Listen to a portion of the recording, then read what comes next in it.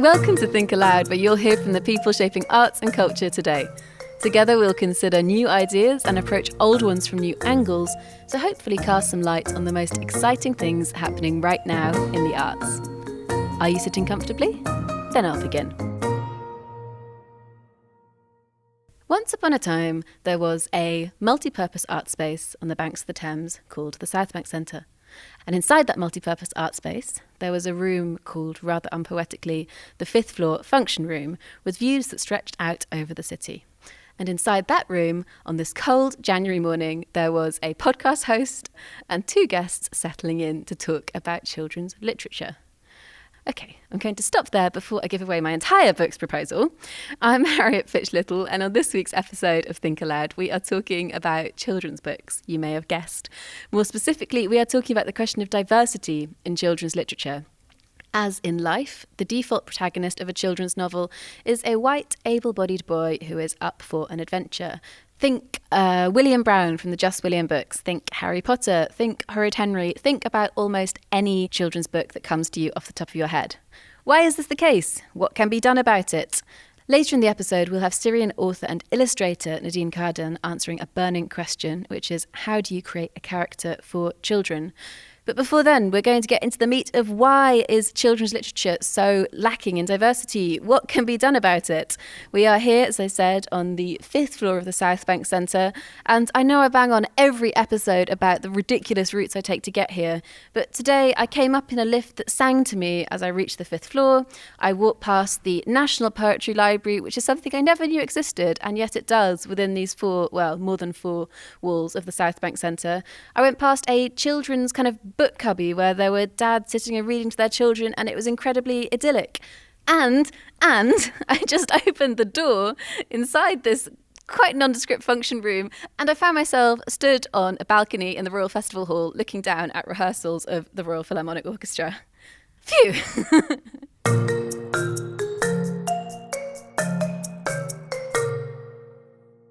Joining me now are children's book critic Imogen Russell Williams and Ade Adepitan, Paralympic athlete, children's TV presenter, and now children's book author. His book, Battle of the Cyborg Cat, was published last year, and there's another instalment, the second of 3, out later in 2019.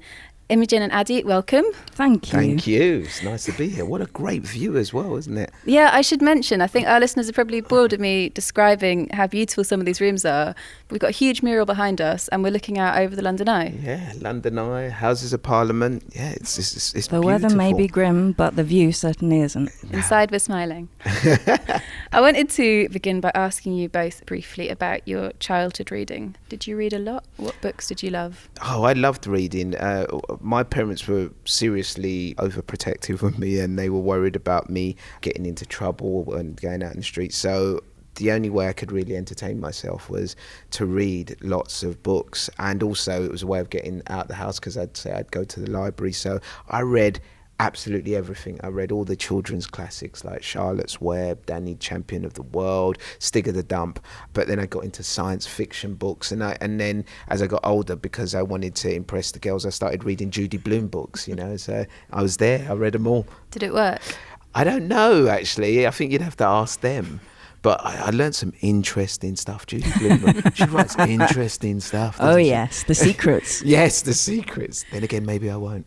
Imogen, you must have been a big reader growing up, given that you've gone on to be a children's book critic. I don't think I ever grew out of reading children's books, to be honest. I had a brief flirtation with reading, ponderous Russian literature as a teenager. To be honest, that was to impress the boys, I think. Wow, not in my school. Ponderous Russian literature. On the tube, That's almost like listening to inaccessible jazz. Yeah. Not sure who that impresses either. The thing about Judy Blume is it kind of always felt like you were reading something that you shouldn't be reading. It always felt like I was a little bit too old. And the book that was really big was Forever.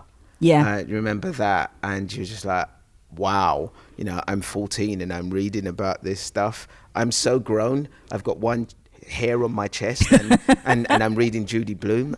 I'm a man. And I mean, I'm sure as children you were both very discerning readers, but children aren't always you're not looking with the critical eyes that you both have now. Were you aware when you were children that there was something a lot lacking when it came to diversity in the books that you were consuming? Funnily enough, on my side, no, I wasn't. Partly because I don't think it was really as much lacking in some ways as it is today. I have the world's most English-sounding name, but I'm actually half Indian, and I think my parents and my folks did quite a good job of sort of scattering around the books that just did have protagonists of colour as well as white protagonists on the cover, and that wasn't really a big deal. The canonical literature, the more grown-up literature I came to be aware was really, really lacking, but not the kids' stuff so much, no. I think for me, you never look at books, as you say, in that sort of critical sense, although, I expected all my books as a 7-year-old to have perfect iambic pentameter and haikus and all of that stuff. But you didn't? but yeah, you don't.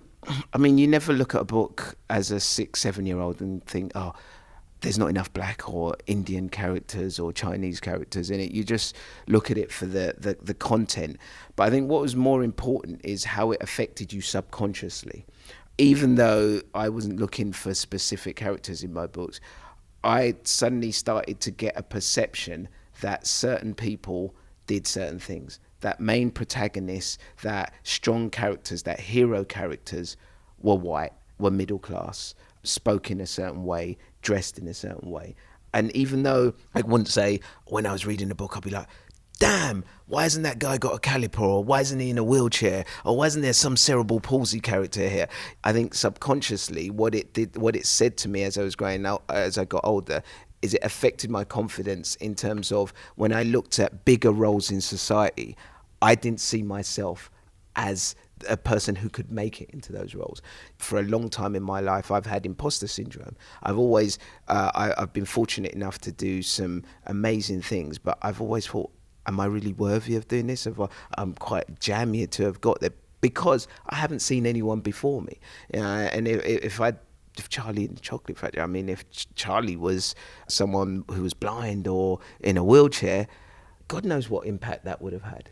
Right, because it's not like books are the only place where you get these certain messages from about what you can or can't do, but what you're saying is that books could have been a place where you might have got a different message. And that's, well, maybe you can describe the cover of the book that we've got in front of us. Oh, it's a splendid cover. I mean, fantastically drawn and depicted. So it's the cover of my book, Ade's Amazing Ade Ventures, Battle of the Cyborg Cat. And, you've got the main protagonist, Ade, who is the cyborg cat, flying through the air, dressed in a sort of superhero costume, bright yellow gloves. And the thing that I really enjoy about this, I go to a lot of schools and I do a lot of talks, and one of the first things I say to them is, what do you think of the book cover? And they love it. They love the action. They love the way it just jumps out at you. But they also pick out that what may be seen as a juxtaposition of the fact that you've got this action-packed superhero flying through the air, but he's got a caliper on.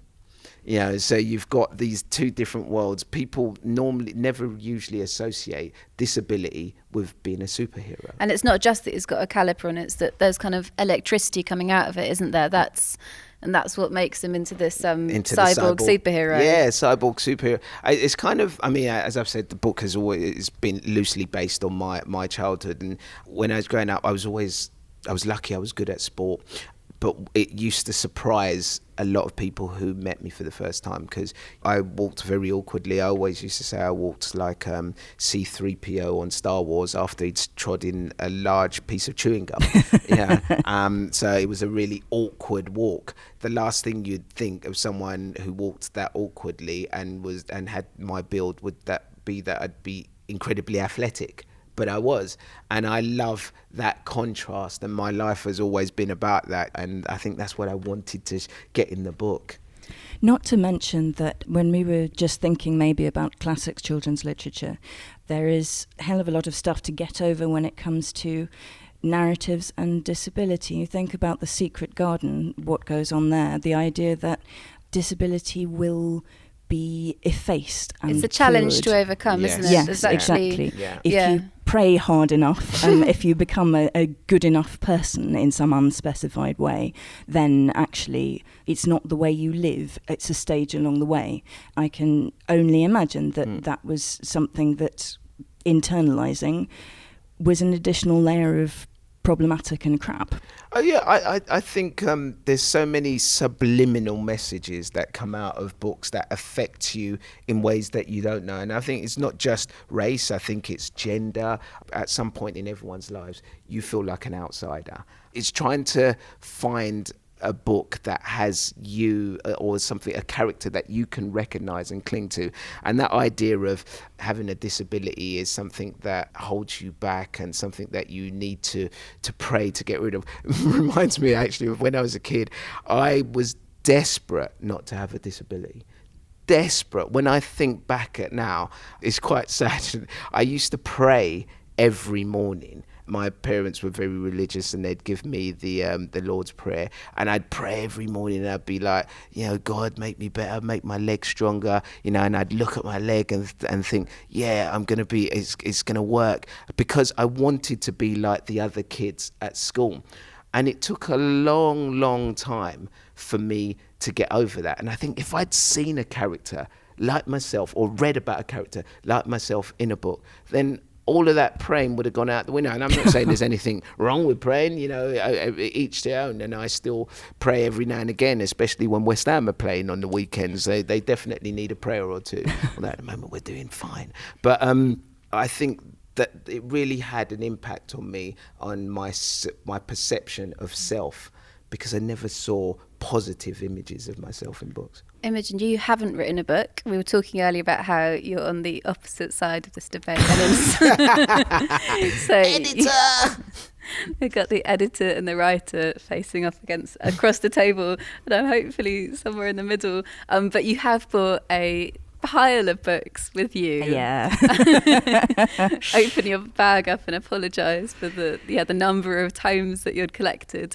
Maybe let's just start with the top one in terms of books that you have come across recently that you think are doing something better. I'm particularly keen on this one. It's called Asher and the Spirit Bird by Jasbinder Bilan. It won the Times Children's Fiction Competition in 2017, and it does such a lot of what I want. I mean, what your book does, Ade, and I'm scared now. I'm just gonna critique. This is like live crit. No. Deep breaths. It's all great. And I just want to do a little wander on back to the cover of your book, in fact, if I may. Is you've got this incredible dynamic image bursting out with a bionic crackling with excitement and superhero leg, and also quite good like ET bikes going on in the background, but also you've got a very ordinary street in the background. And I really like the relationship. It's subtle, it's fading into the background. It's not a graphic novel completely outside of a reading child's reality. It's related to home. Asher and the Spirit Bird does something very different, but it still takes what I consider very classic children's literature element, which is a quest to go and find a missing parent and to bring him home. I mean, when you set off on a quest, you usually need provisions, you need someone to go with you, you need a plan. You're obviously going to come across a long, dark tea time of the soul along your way. Apologies to Douglas Adams. All of this is going to feature. But what Jasbinder has done here, it's such an Indian sensibility. Reading it with the sort of, I don't know, in the mindset of being a half Indian child, it just makes me so excited at the thought of, we can have the cyborg cat superhero. We can also have Asher with her mountain eyes, who sets off as the hero of a quest. And it's interweaving Hindu belief in this really light touch way with contemporary India as well. I really loved it. Sounds like a beautiful story, actually. Oh, it is. I really want to read it. And I think what I love about the great thing about books is they can just take you to different worlds, and you can see through different people's eyes, and that's what I really, really love. It just, why I loved it. I was this young kid growing up in Plaistow, East London, in this concrete jungle, and I could go into a book and I could be in Africa, I could be in India, I could be all over the world, and that's the beauty of it, and that's why we need more diverse books. Exactly. I did a really undignified squirm as though I was desperate for the loo just then, but this was because You did look a bit odd there. This is because I got very overexcited and wanted to talk about windows and mirrors.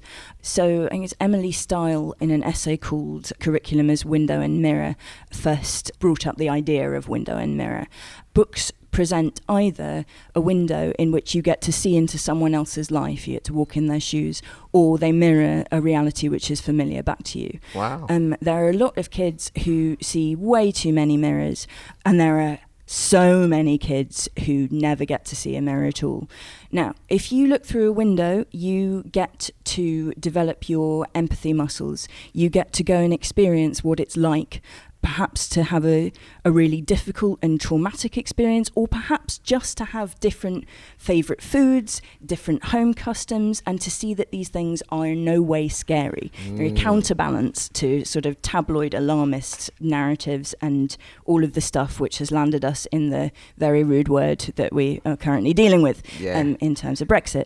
So a window book for a child would be something like this book that I'm holding, which is Adeline Yenma's Chinese Cinderella, which I brought in because I was talking to my mum last night about kind of the books that I read growing up, which weren't mirrors, but which were windows. And this book, which is about, it's young child, young adult, about a semi-autobiographical about a girl growing up in a very difficult, abusive family in China, would be a window book. And the thing about mirrors is that for the children who don't get to have the experience of reading a mirror book, when they do, perversely enough, the mirror becomes a door. The mirror allows the child to have permission to tell their own story, to see that protagonists are black, are Indian, are biracial, come from everywhere, have disabilities, have difficulties. There is not just one way to be a hero.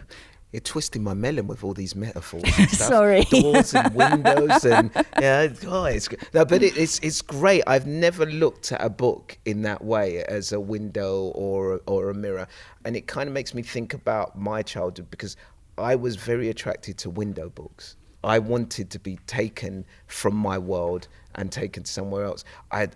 Yes, I do.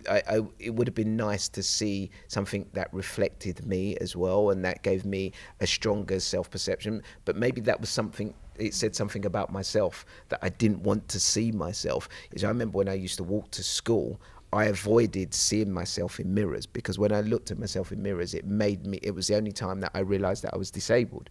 So maybe I needed to see more mirror books as well to help me overcome those ideas, and it wouldn't have taken so long for me to become comfortable with who I am as a person. And to a certain extent, children do just want to spend a lot of time escaping into ridiculous, we all want crazy to escape, worlds, don't we? right? It's just if you're missing that other component. Yes, exactly. And some children are more escapist in their reading tendencies than others. I think I was quite like you. I was keen on the windows and wanted to go clambering through them.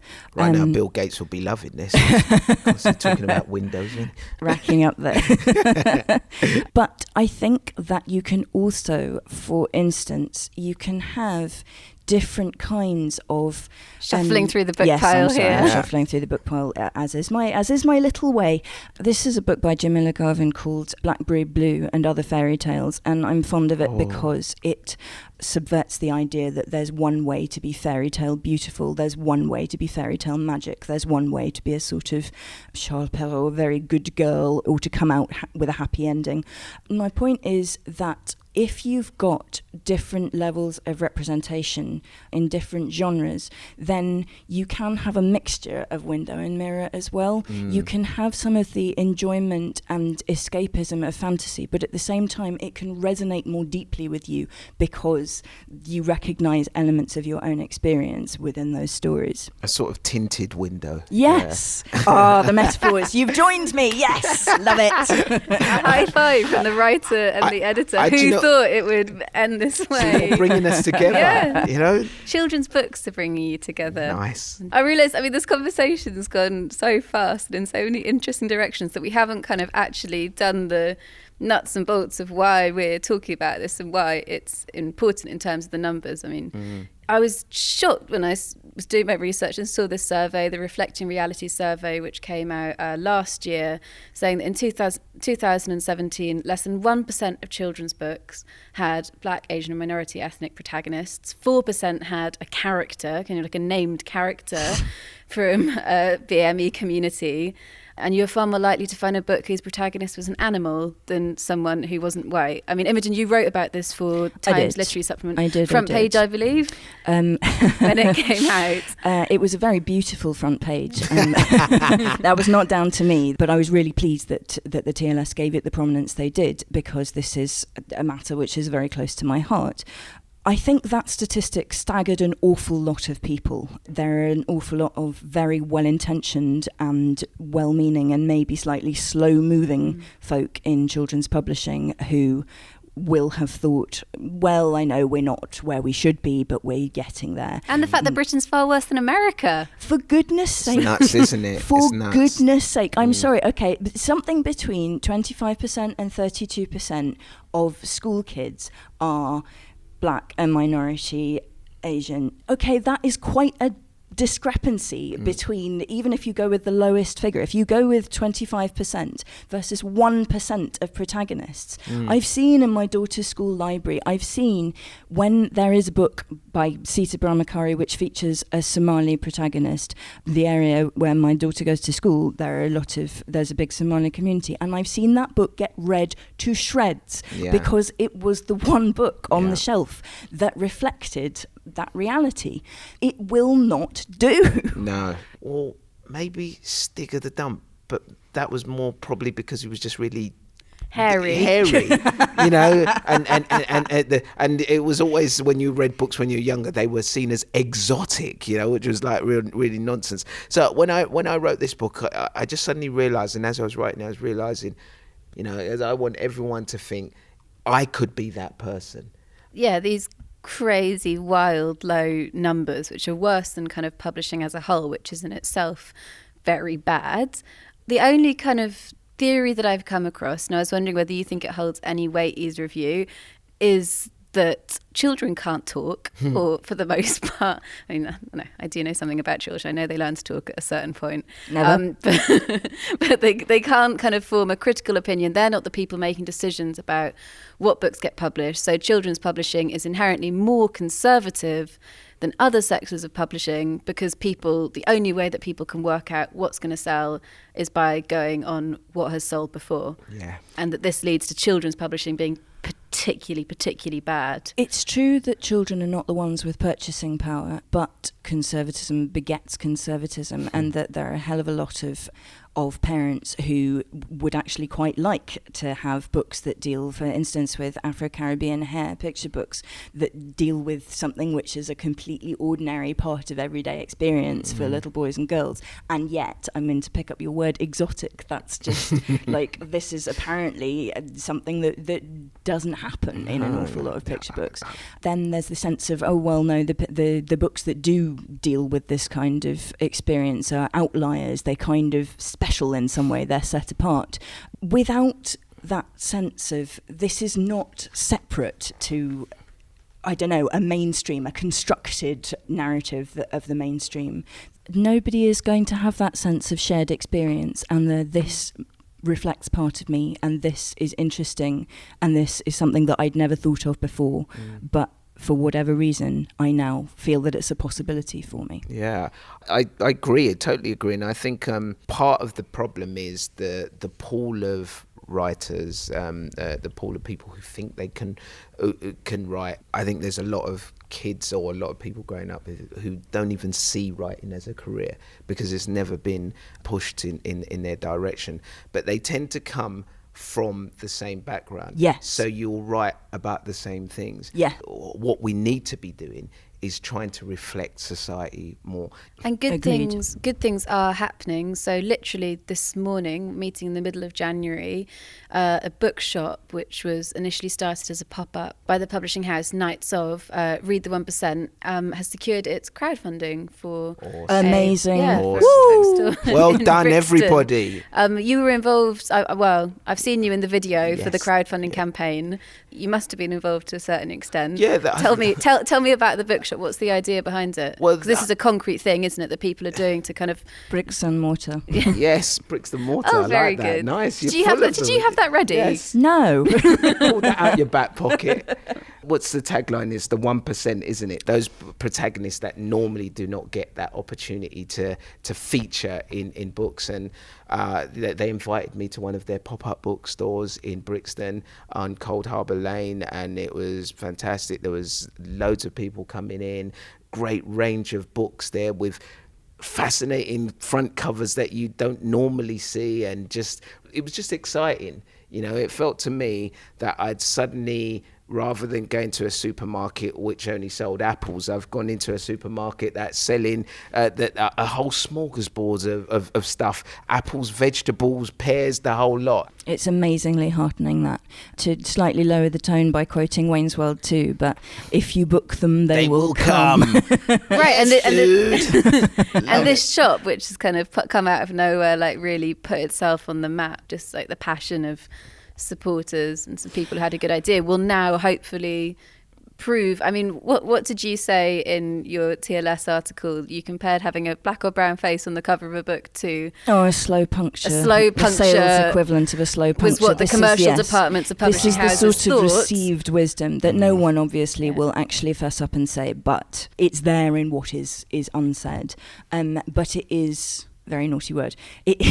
Say it. It is bollocks, okay? Yes. There. I said it in the Said festival it. hall and everything. Boom. It really is. It's absolute tripe and pig swill.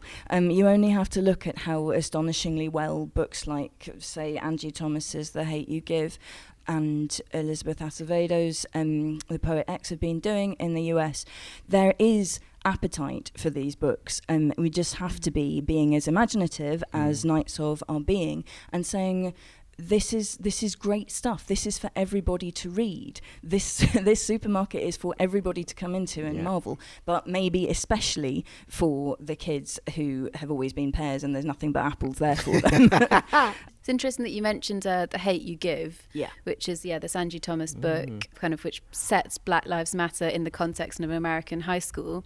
I was thinking about that, and I was wondering whether a book like that will have a big impact, because what we've seen in the film industry, for example, over the last couple of years with things like Black Panther, but then also A Stitch in Time, is that you can have people who aren't white on screen and have these huge blockbuster successes, two of the highest grossing movies last year. Do you think a book like The Hate You Give has started to do that for young adult fiction? I mean, hell yeah, for goodness sake. So maybe children's literature needs that moment of... I think that in a sort of slow, agonising, treacly kind of way, it is having that moment. The States are definitely ahead of where we are, but no one can deny the success of The Hate You Give and the power of the movie, and then the springboard effect, people seeing the film and then reading the book, and then, also her new book on the come up is as good, if not better, and I heartily commend it to you all. But I've heard from librarians who work in secondary schools that people said about The Hate You Give, their students said about The Hate You Give, I didn't know books like this were allowed to be in the library. That sends shivers down my spine of excitement. Do you know something that I find very interesting is, with a lot of books that deal with difficult subjects, it tends to not be the children or the readers that have the problem with it. It's more the parents. Oh, yeah. And I think it's the parents are worried, how do we deal with the awkward questions? You're a parent, and do you ever worry about those sort of things and stuff? I do, but 1,000 times rather, my daughter was reading a book which brought up something that we could then discuss. rather than that she was making up her own mind based on sort of the utter crap that's peddled in the playground. I can't believe you're just swearing. You just filth all the time. I mean, I know, thought I'd be more sweary than you. My secret's out. You I am Imogen. a complete potty mouth. Wash your mouth out. You know, I started my book in quite a controversial way. You know, the first page is quite a tough start to the book. And it's something that really did happen when I was younger. It's an experience that happened. And I know there were parents who were worried about that start and worried about whether it would be okay for their kids to read it. But part of the reason why I wrote this book is because I wanted parents and children to have a conversation. Yeah, I couldn't agree with you more. And I think it's sometimes people are victims of the best possible intentions when they don't want to engage, say, with a really hurtful racist slur, or with something that just feels unmentionable, with, say, ableist language which feels incredibly outdated now. And so they unwittingly just sort of create like a sense of secrecy, and well, we can't really discuss that. I want frank discussions about why things are unacceptable, the history of where they came from, the pain they caused, where they came from in that way, and therefore why they are now unacceptable. It's brilliant, because that's the way we will progress Yeah. as a society, because we have so many hidden and pent-up anxieties because we haven't had the chance to talk about this as kids with our parents. And I think it's just so important that we do have that conversation, however tough it is. And also, I wanted kids to know that life is tough. Shit happens. When children never have to deal with racist abuse or ableist abuse, then we can take out the beginning of your book, because you can't shut children away from the realities of life.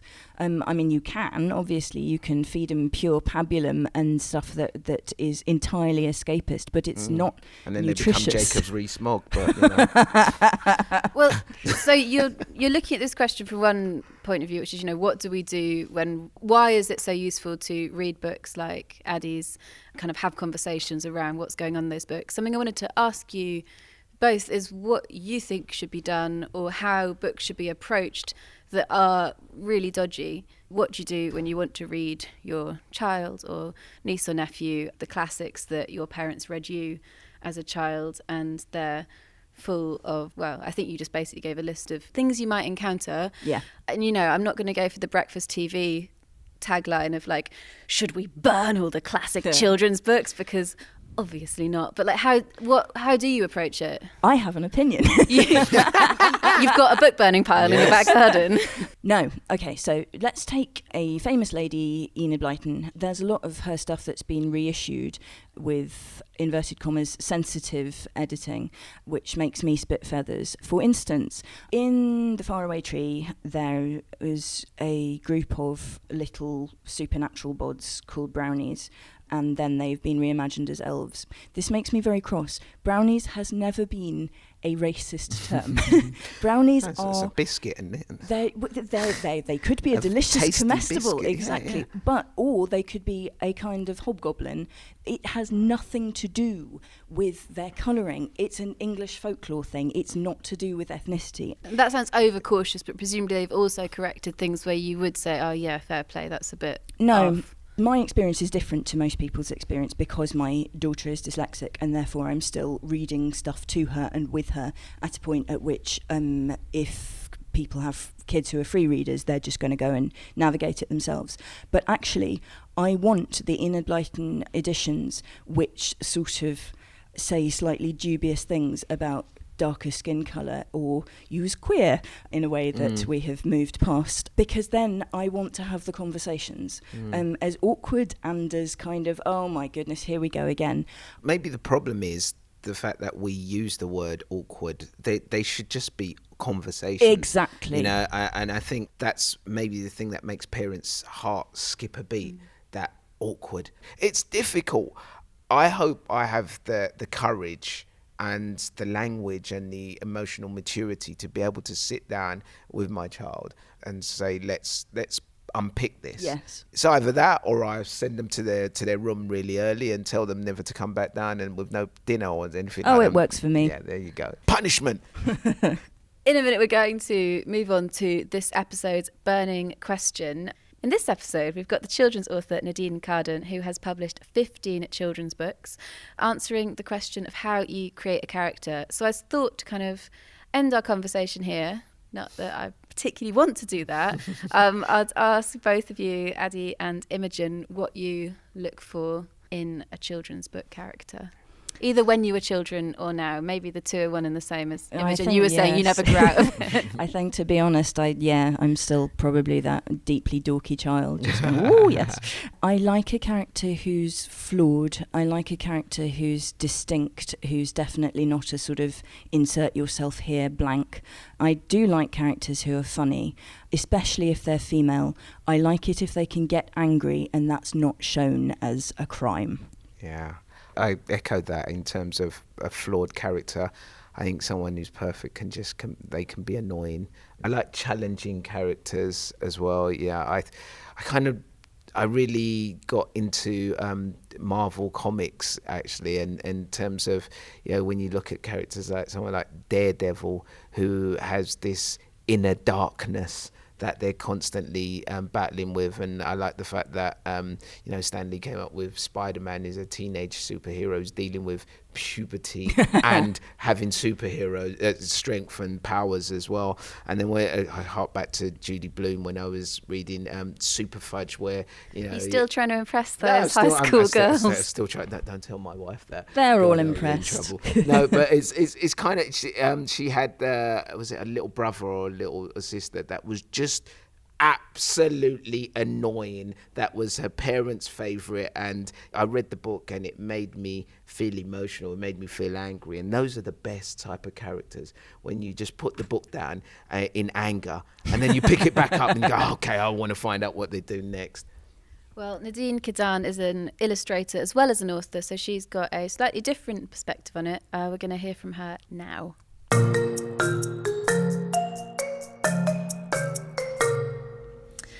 I always start designing a character with a sketch. I think visually. So I do lots of sketches, I add colors, and then slowly I start to discover my character.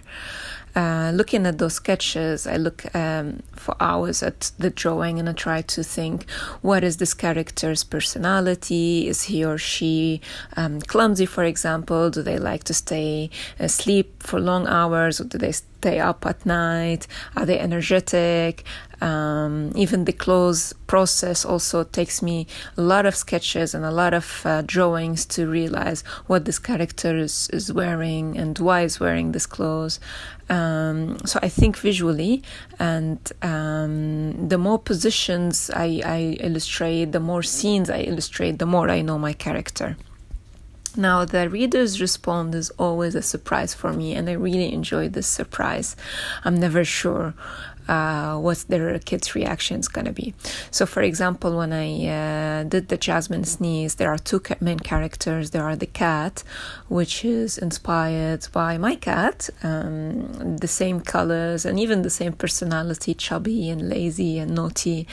So it was this one was easy to create. But when I did the Jasmine Spirit, it took me a long process to decide on her age and her personality. So at the end, I decided that the Jasmine Spirit is not an old woman like we would expect a spirit to be. I created her to be a 10 years old or 8 years old little girl who gets angry easily and forgive easily, and she's playful. And when the book came out, I was surprised that kids would come and tell me that they really sympathized with Harun, and they found that the Jasmine Spirit is a bit mean for punishing Harun and making him sneeze for so much. So it's always a surprise. I didn't expect that. I didn't think that kids will find her mean, but I was so happy with this reaction, and that's what's so beautiful about publishing a book, discovering and collecting the reaction and learning more about what kids like and what kids don't like. And that's all for this week's episode. Thank you very much to my guests, Ade. Thank you. Who you can catch at Imagine Festival on February 23rd. That's in the Royal Festival Hall, and you'll be reading from the book that we've got in front of us. Yes, we're reading from Ade's Amazing Ade Adventures, Battle of the Cyborg Cat. Imogen, you won't be on stage, but probably will be in the audience. Swearing in the audience. Be in the audience, swearing and booing and losing all your contracts as a children's book reviewer. And eventually being escorted off the premises. But until then, we can follow you on Twitter at ImogenRW. Thank you. And I'll try not to swear on Twitter. Oh, that's what Twitter's for. Thanks to both of you. Thank you. Bye. Bye. Now you can listen to more of what goes on here in the Southbank Centre's book podcast. In the most recent episode, they are talking to the winner of the T.S. Eliot Poetry Prize, just announced, Hannah Sullivan. You can find that, plus other episodes of Think Aloud at southbankcentre.co.uk/podcasts. You can subscribe to us and you can rate or review us. That would be appreciated. You can also see all the events that will be going on at Imagine Festival over the February half term on our website, southbankcentre.co.uk.